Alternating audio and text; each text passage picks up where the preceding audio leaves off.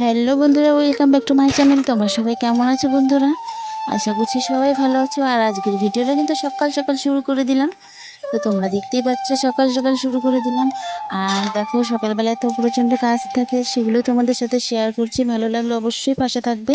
আর আমার চ্যানেলে যদি নতুন ফ্রেন্ড নতুন বন্ধু হয়ে থাকো তাহলে কিন্তু অবশ্যই পাশে থাকতে হবে, ঠিক আছে? তো দেখো পুরো ভিডিওটা কেমন লাগছে কমেন্ট করে কিন্তু অবশ্যই জানাবে, ঠিক আছে বন্ধুরা? তো বেশি বেশি বকবক করবো না, কারণ বেশি বকবক করলে তোমাদেরও ভালো লাগবে না। সেই জন্য কিন্তু কিছুদিন থেকে তো আমি সাইলেন্ট ভিডিওতেই বেশি করছি, হালকা পাতলা কথা বলছি। তো তোমাদের এই ভিডিওগুলো এখন কেমন লাগছে তোমরা কিন্তু দেখে অবশ্যই কমেন্ট করে জানাবে। আর তোমাদের সাইলেন্ট ভিডিও দেখতে ভালো লাগে না একটু কথা বলা ভালো লাগে, তো সেটুকু প্লিজ জানিয়ে দিই।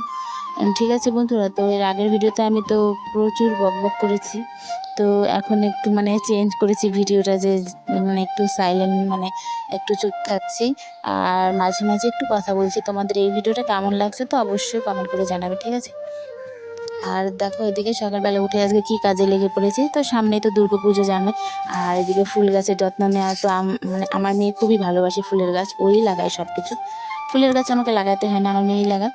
আর আমি শুধু সেগুলোকে একটু পরিষ্কার করি, বাস এইটুকুই, ঠিক আছে? তো আজকেও তাই, তেমনটাই ফুলের গাছের গোড়াগুলি পাতা জঙ্গল হয়ে গিয়েছিল। আর বুঝতেই পারছো জঙ্গলে সাপের উপদ্রব, তো কালকে দেখছি একটা সাপ এসেছে গাছের গোড়ায়। তো সে কারণে ভাবলাম ছোট বাচ্চা হচ্ছে আবার খেলাধুলা করে, তো সে কারণে ভাবলাম যে না, গোড়াটা পরিষ্কার করেই রাখা উচিত। তারপরে সকালবেলা এটা ভাবনা চিন্তা করে হচ্ছে পরিষ্কার করতে বসে পড়েছি সকালবেলায়। তো যাই হোক, অবশেষে ফুল গাছগুলো পরিষ্কার করা হয়ে গেল।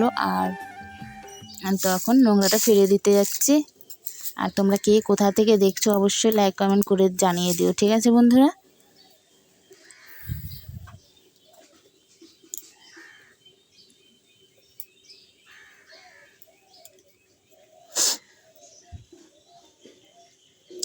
তো ওই পাশটাতে আমাদের নোংরা ফেলার যে গর্ত হয় সেই গর্তটা আছে ওই পাশে।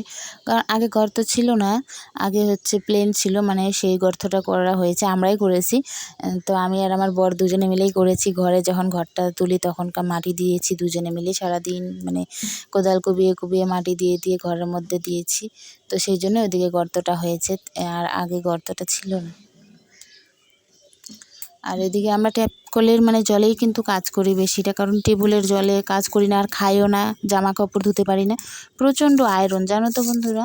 তো সেই জন্য ট্যাপের জলটা দিয়ে যখন টাইম কলে জলটা আসে তখনই চটাপট করে কাজগুলো সব সেরে নিই সেই জলেই, এবং খাওয়ার জন্য বোতলে ভরে নিই। আর এদিকে জামা কাপড় ধোয়ার থেকে সমস্ত কাজ কিন্তু ওই টাইম কলের জলেই করা হয়। তারপরে দেখো জামা কাপড় ছিল কিছুটা ভেজা, তো কয়েকদিন থেকে বৃষ্টি বৃষ্টি ভাব, আর কিছুদিন তো পুরো বৃষ্টি হয়েছে। তো সেই কারণে কিন্তু অনেক জামা কাপড় ভিজা, আর কালকে রোদ সেরকম ওঠেনি আমাদের এখানে। তো অর্ধেকটা টাইম রোদ উঠেছিল আর অর্ধেক টাইম রোদ ওঠেনি। তো জামা কাপড়গুলো